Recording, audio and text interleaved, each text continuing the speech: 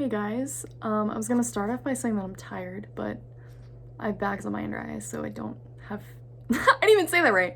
I have bags under my eyes, so I don't have to announce that. Um, yeah, this will be really short. I know I haven't filmed an update in a little bit. Honestly, I don't remember when the last one was. It was, I think, September or August. It's been a couple months. Yeah, I am really tired. I feel like, and my night is not over yet. It's only like 8:30, but I have to finish working on stats, which is why I'm filming this, because I'm gonna talk about that. But it's 8:30. I feel tired, but I feel wired at the same time. So I love that combo. It's like the best feeling ever.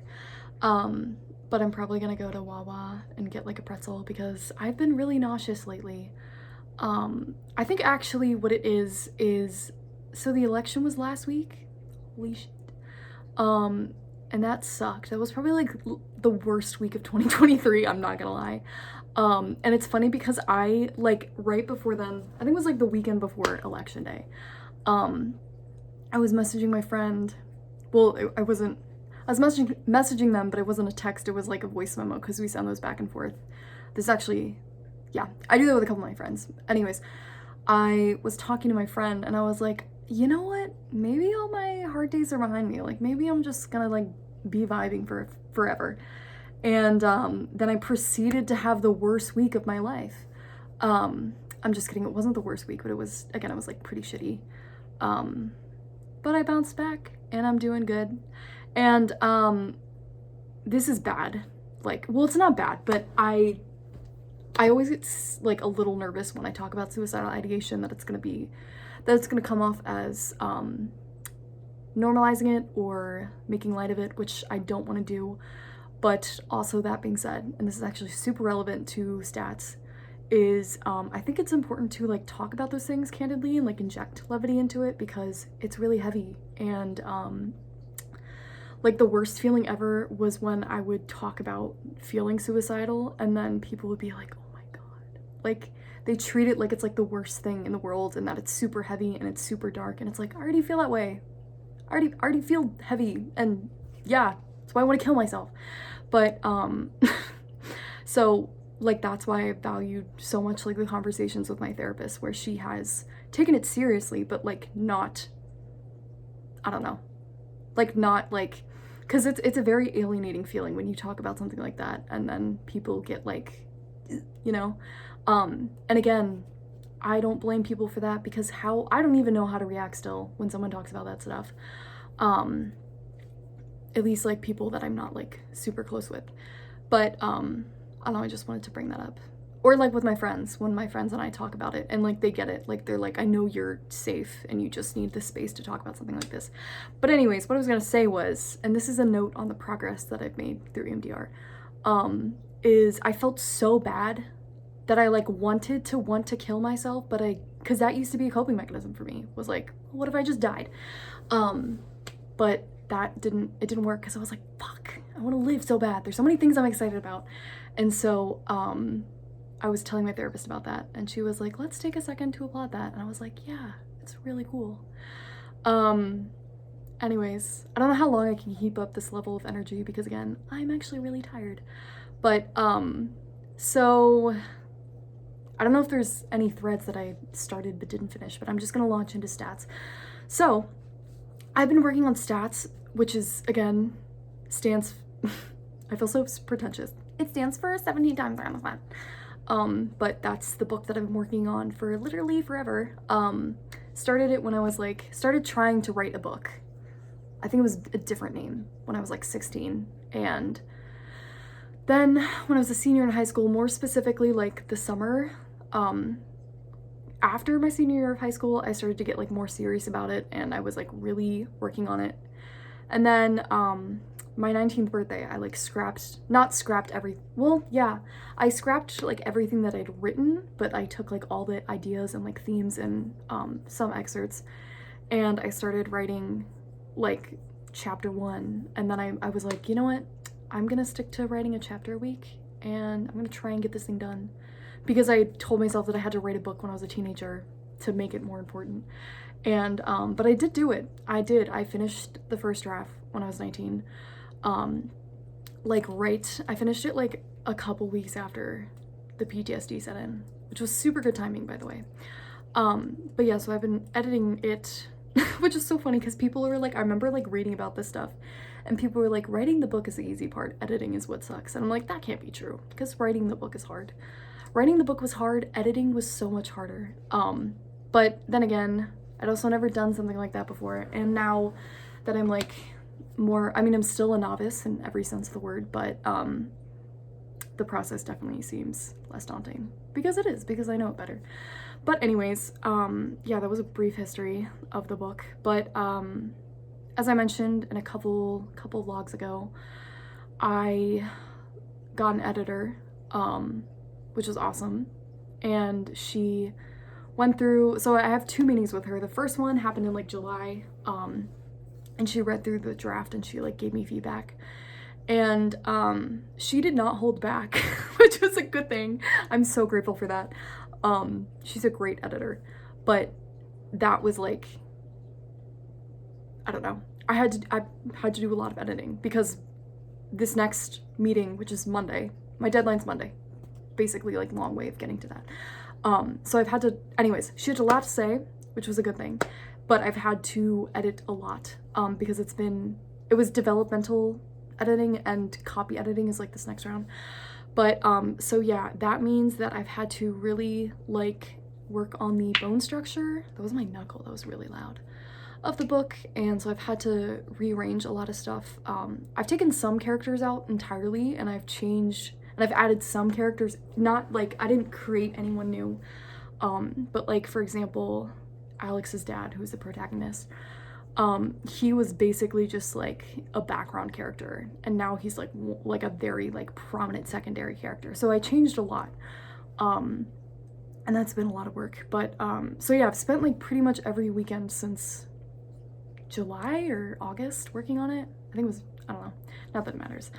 And the weekends that I didn't work on it, I was working on the CEU. And then for 2 months, sorry, I'm getting sidetracked, I was also doing my TOEFL cert, so that's what I was working on during the week, which I did get TOEFL certified, by the way, so that's pretty cool. I got my certification actually Monday because I did my practicum at PLE last week, which was really cool. PLE was my primary school that I went to, so that was neat, and I loved it. But anyways, getting back on track. So yeah, I've been editing a lot, and I also have there's been 2 big things that have like influenced this editing round. I was actually just talking, the same friend that I was like, life has been so great, and then my life got like fucked up. This is that same friend. Anyways, sorry, I'm so tired. What was I saying? What was I yapping about? Oh, so the 2 biggest things that have been inspiration through this process has been Moral Oral, which I love. I've watched it. I first watched it, started watching it end of July, I think. And I think I've seen the whole thing through 3 times now, which is kind of concerning. But then again, it only was 3 seasons and the episodes are 10 minutes each. But that has been a really big inspiration working on this, and I'll get into why. But also my one friend who I actually met through the EMDR subreddit, her name is Gabrielle, and she's an EMDR because her boyfriend took his own life in, it was June, and right in front of her too. So we've had a lot of conversations about suicide and suicidal ideation, because she was like, it's weird the way that is treated, and we held a lot of similar viewpoints, and she actually opened my eyes up to something that I didn't think of before, and that is this concept that suicidality should be kind of considered its own thing, because I think the perception, I think the narrative out there is people who commit suicide are depressed. You get depressed and then not you always take your own life, but that's always how it goes, and that's not true. And I also think even just the way that this is kind of derivative, but even the way that we view mental health, it's very pathological, and we put a lot of, I think the labels have been the more that I've read up about like trauma and psychology, and the more that I've healed, the more that I feel like a lot of the like the different, like, I don't know, terminology and labels that we use are actually kind of constricting when it comes to our understanding of mental health and the way that we address it. And again, I know that we need those words to talk about this stuff, but again, I think that's something we haven't acknowledged yet, is how they can be limiting. But anyways, where was I going with that? Suicidality. Yeah, so we've just been talking about that, and we've had like a lot of conversations about that, and conversations about how the conversation should change, and how there needs to be more like levity and humanness, and also humor in talking about that stuff. But with that, I think it's really important, that humor, because I've injected a lot more like dark humor into stats while I've been editing, but I've been intentional about it. Like every single joke, it serves a purpose. And I got a lot of that inspiration from Moral Oral, because it's super dark. If you've seen it, it's super funny, but it's super dark. But I think something that Moral Oral does really well, even better than BoJack Horseman, is that like the hope in there feels directional. Like, yes, it's really dark, but again, it serves a purpose. Like, it's injecting levity, and it's also trending in like it's like trending towards betterment, if that makes sense. And that's what I hope that stats does. And I also had something else that I wanted to say, and I'm trying to remember what it was. Suicidality. Oh yeah, just like the conversation feels very sterile still. Like even the whole like how you can like Google, I don't know, anything related to suicidality, and like the first thing that pops up is a hotline, which like I'm not trying to rag on that, but and I think that that's great that we have developed these resources.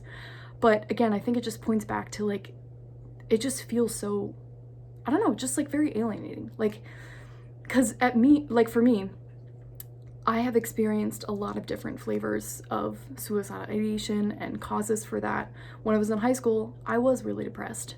And I did want to like die because I was depressed.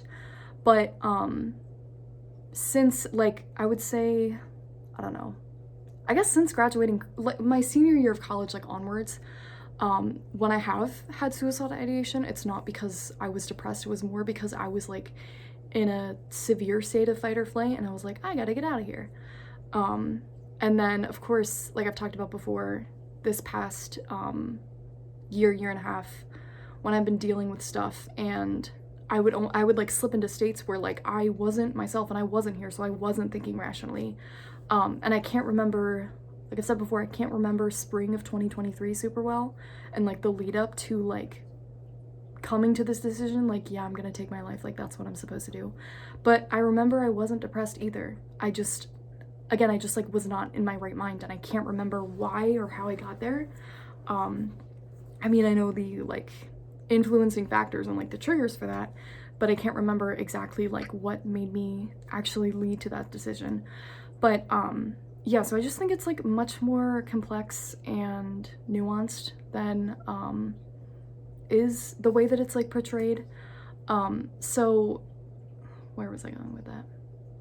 Yeah, so that's been what I've been trying to do with like this revision, because the one big thing that my editor said was, because I was like, okay, it was inspired by The Catcher in the Rye.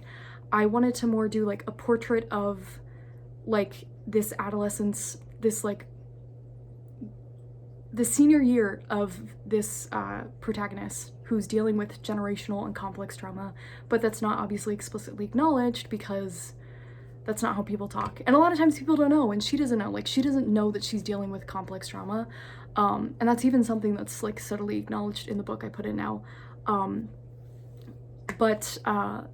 Yeah, so I was like, that's what I want to do. And she was like, okay, I get that, but you still need like a stronger backbone. So that was like the biggest thing that I've been working on with editing, is like creating that stronger backbone. And so the thread that like the backbone that I picked out was basically like, what is she gonna do with her life? Because there's a couple different narrative threads. but it's not because she just like is 17 and she doesn't know. It's because she's dealing with a sense of foreshortened future, which is something that is really common amongst people who have had trauma in their life, which I didn't know that, like, because I had that. Like, I thought I was gonna die. I mean, I wanted to die when I was a teen, but I also just thought I was gonna die. Like, I did not think I was gonna graduate high school. I mean, of course I had, like, there was the part of me that was very, like, big dreamer and idealistic, and I was like, I'm gonna be like this, this, and this.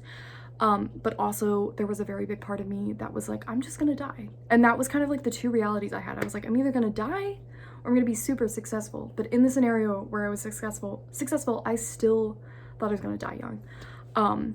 And again, I was like, I'm just, I don't know, psychic, I guess. But, and it wouldn't be a couple years later that I found out that that wasn't a thing. So, yeah, that's like the whole thing that's going on. And she also deals with suicidal ideation, which is represented with her like fascination with like stars and space, which actually, and the biggest, one of the biggest motifs, probably the biggest motif, is the glow-in-the-dark stars in the book, which actually, funny note, and there were some things that my editor told me, like a couple things. She was like, I think you should change these because of this and that, but then she also was like, but there are things, you know, that as a writer, they might be non-negotiables for you. And one of the things that she was like, I think maybe take this out because it feels overdone, was the element of space. But I don't think she knew, like, I think she saw it as, again, because I didn't, it was like way too subtle, was it being used as like, I don't know what the right word is, like possibility and opportunity, because I think that's what generally you associate stars with. But I was like, no, this is actually like suicidal ideation and detachment and like the feeling of being drawn to a void. And I have stars on my ceiling because that was a huge part of high school for me, more so my later years. I'm gonna find a Polaroid actually. I think I have it. Yeah, this is my storyboard for my novel, which I've shown before, but that is me putting the stars up on my ceiling. And that's one of my dad, and they're still up there, and the planets, yeah, they're still up there. And whoever's, I may have said this before, but I also brought the stars because I had leftover. I brought them to my dorm my freshman year of college, and I put them up, and I was like, you know what? I'll take care of this later. When I leave, I'll just figure out what to do then because I don't want to get yelled at or charged by like my RA. But then the pandemic happened, so they're still there, or unless someone took them down. But I don't remember what room I lived in off the top of my head, but I think that's funny. So I do wonder from time to time, I wonder like whoever lives there, like what they think about that. I hope it's not annoying. Like I don't think it would keep anyone awake, because obviously that'd be kind of like a dickish thing to do, to just like put the stars on the ceiling and then they're distracting. But I hope whoever has them, they're like a cool little attribute. Anyways, I was talking about the stars. Sorry, I got kind of, I feel more energetic now, I think because I'm excited. What was I talking about? But yeah, the stars are a symbol for suicidal ideation in the book, and I'm a lot more explicit about that now. So that's another major theme. So yeah, I've just been like really amping that up and really focusing on the complex and generational trauma element, and especially the foreshortened future and suicidal ideation element. And again, there's like humor, dark humor injected here and there, but it serves a purpose. And I'm hoping that those elements and like the engagement of like the secondary characters and their layers make it interesting, because again, it's not the traditional like YA novel where there's like a really like dynamic external plot. It's more character driven.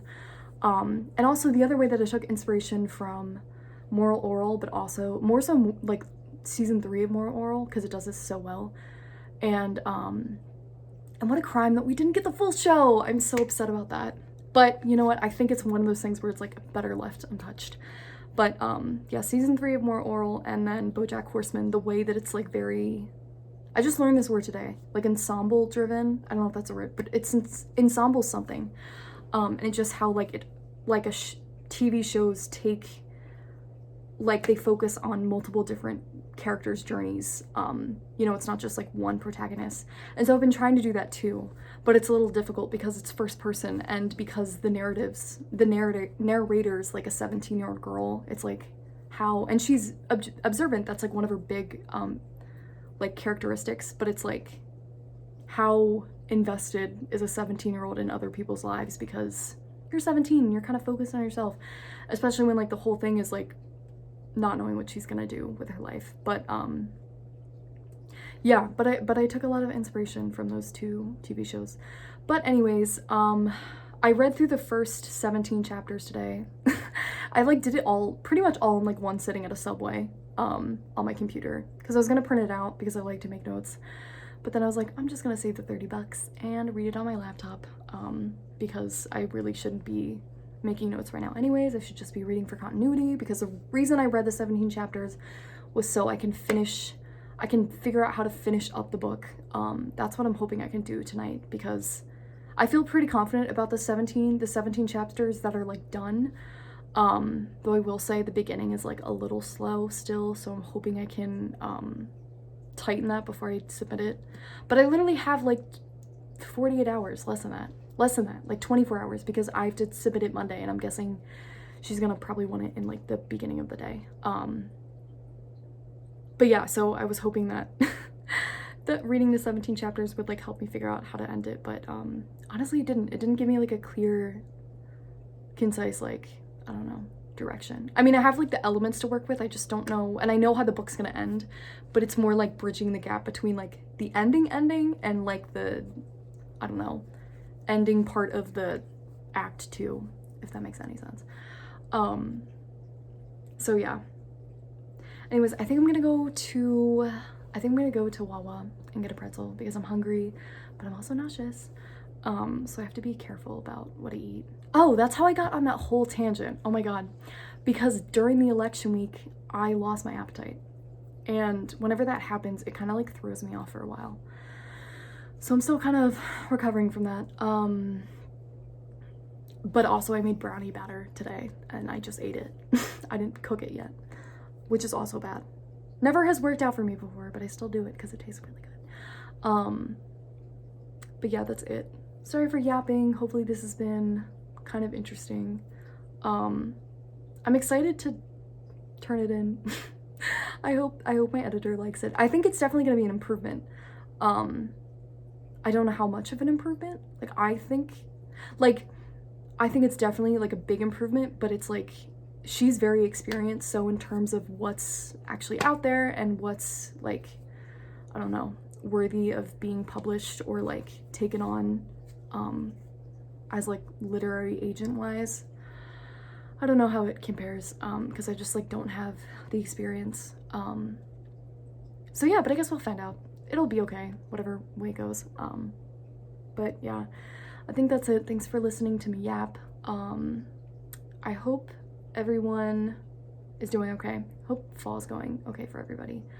I also actually do have some exciting, it's like one exciting Paperbirds update. Oh, I never talked about the CEU. I'm not gonna do that tonight, but that just reminds me that I have another exciting thing to talk about. That wasn't the update I had in mind, by the way. But yeah, that's it. Okay, I'm gonna go.